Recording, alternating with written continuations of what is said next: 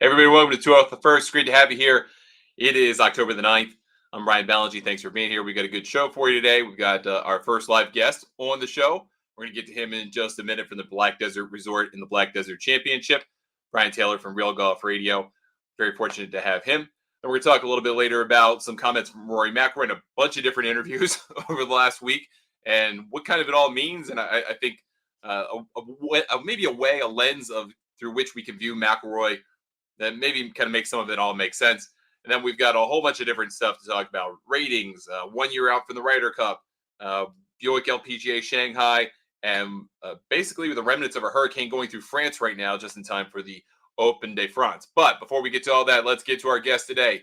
And that is Brian Taylor from Real Golf Radio. He is at the Black Desert Resort in Utah, in Ivins, Utah. Brian, thanks for being here. I appreciate it. First, can you give people a little bit of a lay of the land out there at Black Desert, where we are in the state of Utah relative to kind of other maybe cities and landmarks, and then give me the idea of what the weather's going to be like this week. Yeah. Thanks for having me, Ryan. I appreciate it. And it's awesome to be here. I'm sitting right behind the Resort Center Hotel. You can see the 19th hole right behind me. The first tee's just off my shoulder, and it's exciting. People are excited to be here. This is a long time coming. This resort's been in the making for about 4 years. We are in St. George, just outside of St. George, Utah. So if you flew into Salt Lake City, you're about a 3.5-hour drive south on I-15. If you fly into Las Vegas, you're about a 2-hour drive north on I-15. So that's kind of where we're at. Not far from here is Zion's National Park and Bryce National Park and some of those beautiful scenes here in the state of Utah. But this is a special place. This was Tom Weiskopf's 73rd and final design. Sadly, he passed away from cancer during our project. But, to have the opportunity to walk through just rock hard beds of black lava and sagebrush. Even the day we were out there, he tripped and fell and cut his knee and he was bleeding. And, we're still walking out there setting charges. And he's somehow had a vision for what could be a championship golf course in the middle of this crazy landscape.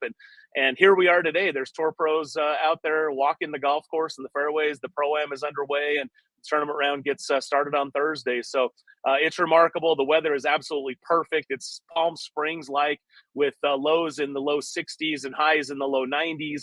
Very little wind. It's fantastic. Golf course has been closed for about a month, so conditions are absolutely pure. And players so far, their reviews have been great. Can you give me a little bit of an idea, go a little bit more in depth on the creation of the golf course, from the topography that was there? How difficult was it? How time consuming was it? How much of it was really beyond Weiskopf in terms of just kind of clearing land, clearing rock, clearing desert and brush to make this thing happen? Yeah, I think most designers, they try to use what the land gives them, right? That's the ideal scenario. In this case, he tried to do that. The 16th hole, he will tell you, they had to do very little to it. It was a natural little lowland between these mounds of lava on either side. And it's a terrific par 4 headed straight back into Red Mountain. So you've got this you've got this black rock with these green fairways, white sand, and then you've got red mountains surrounding it. And Phil Smith said, it's his architect that worked with Tom on this project. He said it's the perfect combination of Kona, Hawaii, and Sedona, Arizona. So, with the black lava and the red mountains surrounding. So it was a difficult project. It took a long time to go through. Again, you're talking about really hard lava, and they tried to leave as much natural in there to play with it. But obviously, in order to put some grass down, some dirt, to be able to grow the grass in the first place, you had to blast through this lava. Lots of dynamite was used. And we actually created here, the resort created their own rock quarry, where they took all of this extruded lava, they crushed it down, and that became the base for the golf course. Crushed lava drains really well, so it becomes a really nice base for a golf course. It became the road base, and then some of the other bigger pieces are used for decor around the resort, and some of the single family homes are using that as well as they continue to build those out. So the golf course is really nice. Use of some long par 4s for the pros, some of those which would be short par 5s for the resort guests. But I had a chance to go around with some of these guys, and it's not unusual for them to have over 200 yards into some of these par 4s. So it's only 7,300 yards at about 3,000 feet of elevation. So you get a little bit of help with the elevation, but at the same time, guys are coming in with 6 and 5 irons to some of these greens. Can you give us an idea of kind of a comparison to maybe other Weiskopf courses that people might be familiar with. I think the one that probably might stand out to people who know it, which would be TPC Scottsdale, the stadium that hosts the Phoenix Open. What kind of parallels are there? How different are they from one another? Should we see some similarities between the two places? I think that's a good question. As far as TPC, I would say that's more of a traditional desert golf course, where Black Desert is sort of a hybrid desert golf course, right? I mean, it's not your traditional. And here's one of the main points: is on a traditional desert golf course, you can often go out into the desert and play that shot, right? We'll all remember Tiger Woods having an army move a boulder so he could go ahead and play away. You don't have that luxury here at Black Desert. If you're off the fairway, if you're not in the grass, you're lost. Essentially, you're unplayable and you're re-hitting, right? So, but I think you're going to see, well, one of the things that's, I think, really unique to Black Desert is a collection of short par threes, and you've got two of them that are really short. They're going to be wedge or short wedge. And you've got two that play right around 185 to 200 yards, but that's it. There aren't any par fours that are longer than that. I think that's one of the neat design characteristics that the Weiskopf made at least from my vantage point. I think it's much more of a architectural creation if you can have a short par three that will hold your attention than if you just make something hard because it's long. And so I think that's what you'll see here. One of the unique things, the third hole, it's a par three that's similar to the sixth hole at Riviera, where it has a bunker right in the middle of it. And so that's something he took from that. The 17th hole, he said he used the postage stamp where he won the Open Championship at Royal Troon as his kind of design inspiration. So and that's a very, very short hole. So yeah, I think you're going to see maybe some familiarity if you're playing Weiskopf courses. They're very playable. There's a couple holes where with the first time you play it, you're not sure exactly what the line is off the tee. Once you get past that, everything's pretty much right in front of you. How generous are the landing areas on the par fours and par fives? People hear Black Desert Rock, and they hear that's instant OB for a lot of people. But for professional golfers, obviously, that's a different way of thinking about it. So how wide are the landing areas in reality for the players? And are we going to see a fair number of layups off the tee to perhaps avoid certain narrowings of landing areas? Yeah, I think from the back tees, the tournament tees, when we put this golf course in originally, I say we, sorry, I'm part of the development as well as the radio show, but we had to, once the tour came on board, I think we've added 7 or 8 new tee boxes. And so they wanted to lengthen it out. The 11th hole is a good example. Tom Weiskopf narrated the holes. So if you come out here as a resort guest, you'll hear Tom's voice kind of narrating the holes. And on 11, he said, hey, I want to make sure you play the correct tee box here, because if you do, your tee shot will get down the hill and you'll have a nice wedge into a kind of small, difficult green with a water feature on the right-hand side. The Tour pros, they're about 340 to that hill. And so it's a carry. And the guys that I played with in the morning, not played with, but walked around with as they were playing practice rounds, they were 30 yards short of getting to that hill. And so they're coming in at 200 plus yards to a really tall or small landing area. And so I think the 12th hole follows that up. A lot of guys, if you're playing the normal back tees, you'll take driver over the right bunker, and that'll leave you with a short iron in. These guys were electing to hit 3-wood, and a lot of players will, to keep it short of the lava incropping, where, as you said, it narrows in. And because, again, if you're playing with $9-10 million on the line here, you can't necessarily afford to hit it in the rocks and take a double bogey. So as these guys said, you play from the grass, there's birdies. You don't play from the grass, there's double bogeys. And so that's kind of the lay. And I think you'll see some guys that are play a little more conservatively. The fairways in a lot of the landing areas are 80 yards wide. They're very generous. So there's plenty of room. Like I said, you miss the grass, you're out of luck. But if you've got plenty of room to hit it, especially for the skill level of a tour player.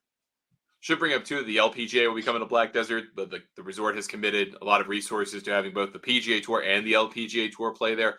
Has there been thought given to how differently the course might play for the LPGA than the PGA Tour? Yeah, that's brilliant design by Weiskopf, because he essentially set the golf course up to play, generous for the resort guests. And then also have some really tough lines the further back you go. So I think it plays. I'll tell you, I've taken some guys out here that are 5-6 handicaps, and they're struggling. They think it looks tight off the tee. So it can be challenging. So from the ladies' standpoint, I think you're going to see them. Obviously, they're going to play it up, right? They won't play it as far back as the PGA Tour players, but I think you'll see them, especially some of the longer ladies. They'll do what you and I would do, right? And they'll take it over the corners of some of these things, and they'll challenge the spaces to be able to get a little shorter iron in. So I haven't seen the exact setup for the ladies. But they're gonna love it. I mean, my point in what I was trying to set up there is regardless of how far back you play it, it presents a really good test, right? And in fact, the tour guys that I was with, they just kept kind of chuckling, saying, "Hey, this, they'd knock it on a what would be a par 5 for the members or the guests." And they'd say, "I got a nice eagle putt here," even though they're putting for birdie on the tour. These guys, I think they get weary of really long 500+ yard par 4s. So the ladies are going to love it. And by the way, that we are going to set up this whole tournament. We want it to be an experience unlike anything they have on LPGA Tour. Patrick, as our on-site managing partner, is committed to women's golf. We have some sponsorships of some Epson Tour players and some upcoming high school girls that practice and play right out of Black Desert. And he wants this to be a world-class experience when the ladies show up here next May, and we're excited to welcome them here. All right, one last thing about the tournament, and then one more question, which is, what are you expecting? If I made you guess, what would you think a winning score would be here at the end of the week for this Black Desert Championship? I think it's going to be 23. Okay. It's a par 71, so that's going to help a little bit. But ideal, like I said, generous off the tee, perfect conditions. I think these guys will take advantage of it. You're not going to have much wind. If the wind were to pick up and blow 20, it would change things dramatically, like most golf courses. But in the case here, I think at 3,000 feet, 7,300 yards, the bigger hitters, you don't have to have that. I talked to Patrick Fishburne. He's a local guy here, and he's a tour player as well as one of the longer hitters. He's not going to hit a ton of drivers. He can get around this thing with 3-wood, no problem. But it always helps to have that little extra gear, doesn't it? And so I think you're going to see some long hitters take advantage of it. Currently, Mike Weir holds the course record 66. I think that will only stand until the first round is complete, and then I think that one will be broken. That's just my prediction. But it wouldn't surprise me, right, if we see a 60 out there or a 61. I just think guys can light it up. All right, last one for you. Jadon Blake is maybe a surprise to people that he's on the field list this week, but the reason he's in the field and gotten exemptions for a special milestone, 500 PGA Tour starts. What's kind of his attitude been toward this opportunity? It's not like he was surprised by it in the first place. So how's he feeling about getting this chance to nudge number 500? Yeah, I had a chance to play golf with him after he'd received it. He was so humble and grateful. This is a pro that's, as you said, teeing it up for the 500th time on the PGA Tour. He's St. George born and raised. And so to have a PGA Tour event right here in his backyard and for him to be able to be a part of it, he took it, he got very emotional. You can see the video on PGA Tour.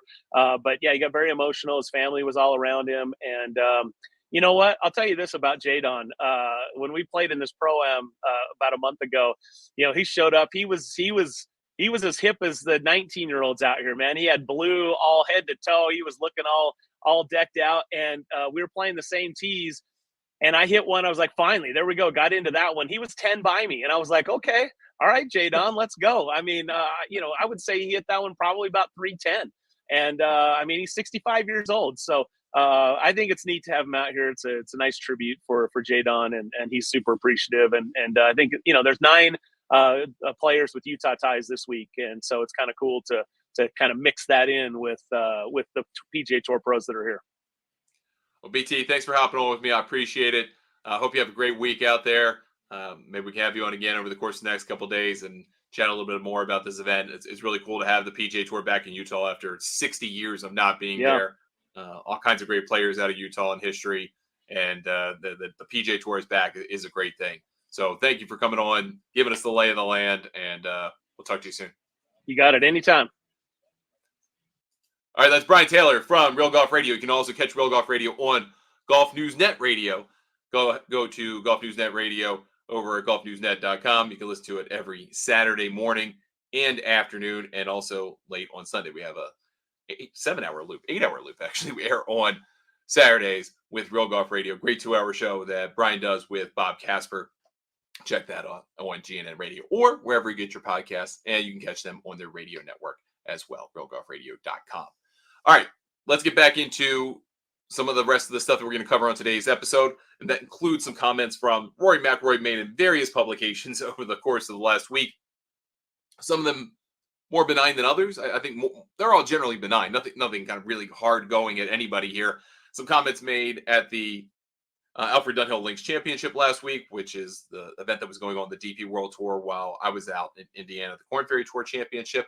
And then some comments made in an interview with Kyle Porter, who is now moved on from CBS and is running his company, Normal Sport. Very excited for him to drive into the independent media world, and he's doing it with a bang. Give him a follow at Kyle Porter NS, not Kyle Porter CBS, Kyle Porter NS on X.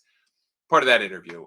That we'll start with that. So Rory kind of gets asked a question where he kind of goes off on a little bit of a tangent, and he kind of talks about what he thinks golf media should be doing in terms of reporting, and really kind of get it's a long answer. It's kind of a long-winded answer. I think he's trying to work around a question he doesn't have a good answer for inherently, so he's trying to offer this as a thought, where he says kind of the golf media needs to be more positive.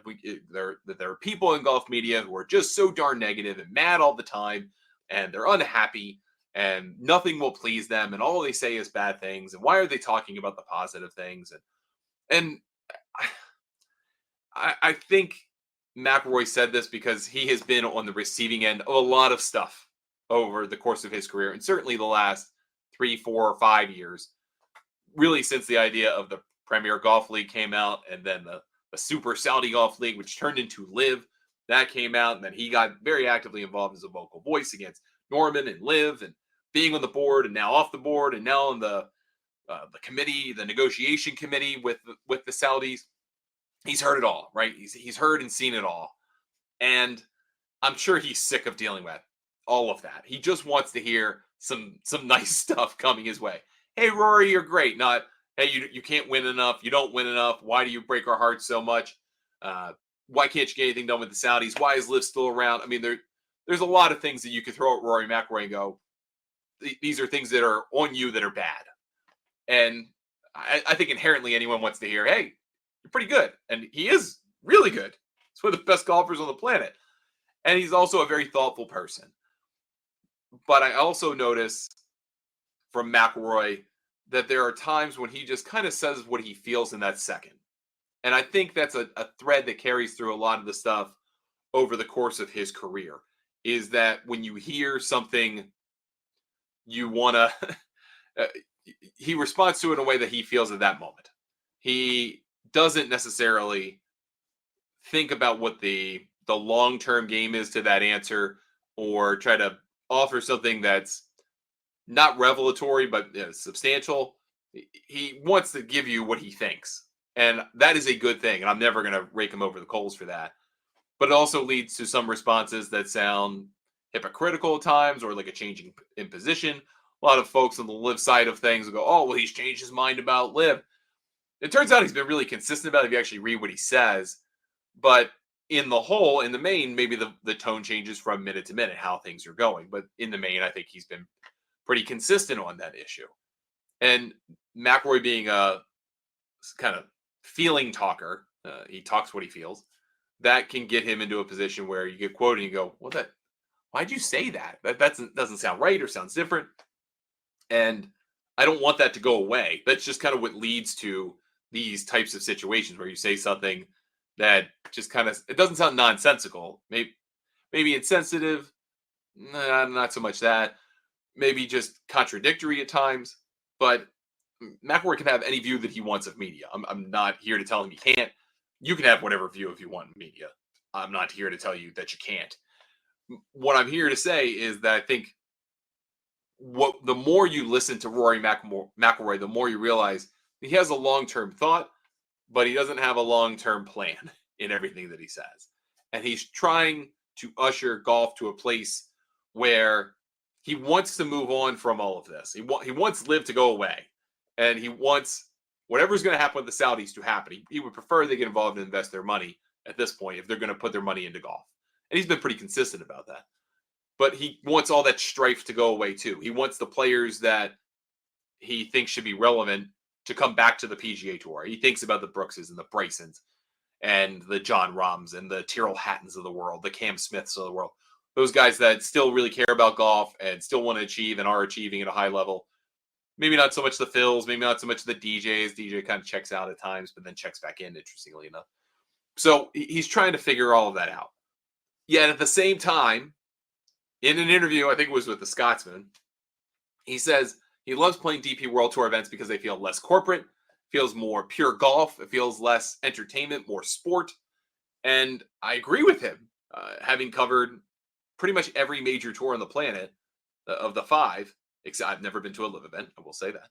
But of all of those, the ones that I've been to, the most pure, so to speak, are not the PGA Tour. I would tell you the LPGA is very much a pure operation. I would tell you the DP World Tour feels like a pure operation in terms of it's just pure golf. Yeah. I feel like the LPGA is maybe leaned a little bit more into the entertainment side of things, but not to an outrageous degree. The Korn Ferry Tour is very much golf. I mean, you were there to watch players play, grind it out, figure it out.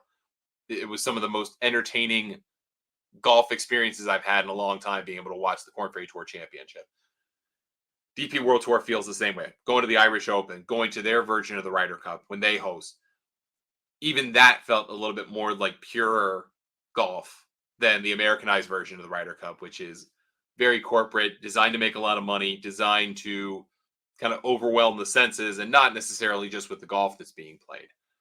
So I find that view very interesting, that he wants something less corporate and more pure, while at the same time wanting the money that's coming in to be settled. And that money is going to have consequences and attachments to it that's going to make it more like the PGA Tour, ratchet it up. And that may then ultimately affect the DP World Tour, how LIV is presented or exists at all, or whether it's a team series. All of that comes into effect. So I find that super interesting, but wanted to talk about that for a few minutes. A couple loose ends to wrap up. Some ratings from over the weekend for the Sanderson Farms. Sub 100,000. I think it was like 85,000 viewers on Saturday. A slight increase. I think 3,000 viewers on Sunday. Probably because there was a playoff between Bo Hostler and Kevin Yu. Kevin Yu won. It's not a Kevin Yu equals ratings, even though I sarcastically tweeted that. So those are the ratings. That's your baseline. It's like 100,000 people watching fall golf right now on television, on Golf Channel. Just a couple of years ago, that was more like 300,000. It has been a precipitous drop in fall golf. That doesn't mean it should go away. That doesn't mean it's useless. It just means what that amounts to for sponsors and players is now more divergent than ever. For players, it is a chance to get in that top 10 or stay in the top 125. Whether you get signature starts, whether you keep your card, that's all relevant and important. From a business standpoint, that's going to mean lower purses, more like you see at the Pro Tour Championship, like $6 million, $5-6 million, compared to the $7.5, $8, $9, $10 million you were starting to see in the fall when it was part of the FedEx Cup as the full FedEx Cup, not the FedEx Cup fall. That's something we're going to see here over the next probably couple of years as contracts change and move. That's a big deal. And that people have largely said, hey, I'll watch it if it's on, but I'm probably not trying to seek it out. And as cable subscriptions dramatically decrease by the month, that's going to be a harder sell to get people to watch it, because you're not going to be able to find it on Golf Channel. You're going to have to pay for Peacock for it. If you don't want to pay for Peacock to get the Golf Channel, or you're not paying for it otherwise, you're not going to find it. So that viewership number is going to be impacted pretty negatively. We got the 1 year out heads up from the Ryder Cup folks on the U.S. side about the qualifying. It's not different really than the last time out. 2024 events that were already held, you get 1 point per $1,000 earned for a made cut at the players in the 4 majors. In 2025, you'll get 1.5 points per $1,000 earned for a made cut in the 4 majors. Players doesn't count.